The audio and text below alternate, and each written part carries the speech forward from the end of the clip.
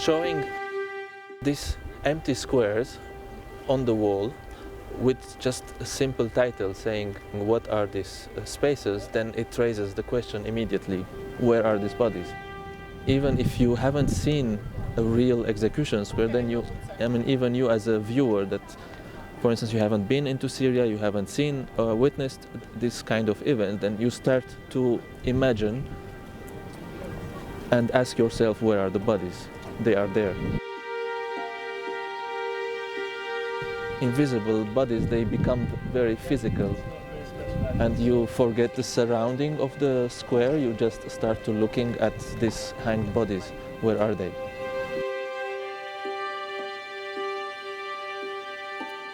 When I was at high school, I was 13, 14 years old, and it was 6:30 in the morning in a bus going to school, and then at close to where my parents live and my father's shop, there was like 3 bodies hanged in the middle of the air, covered with just piece of paper, and they wrote on it the name and date of birth and what kind of crime the person committed. They had their eyes opened.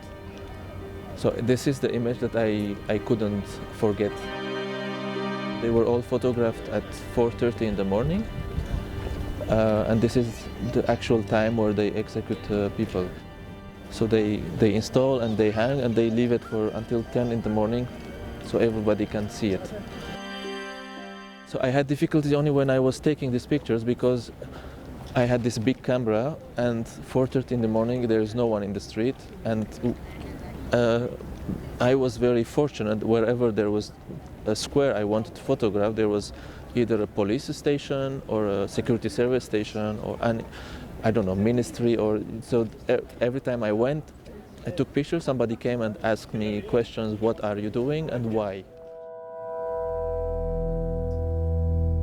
When we talk about executing, like punishing by execution, it's in the mentality of the population too, that this is what deserves. But this is how we grow up, this is how they teach us. The majority, they were with executing rather than stopping. I wanted to photograph these squares just in order to convince myself this is not, it's something, it doesn't exist anymore. But of course, for me, they do, because every time I pass by this particular square, I see them again. Even after so many years, it's something that hasn't been erased from my memory.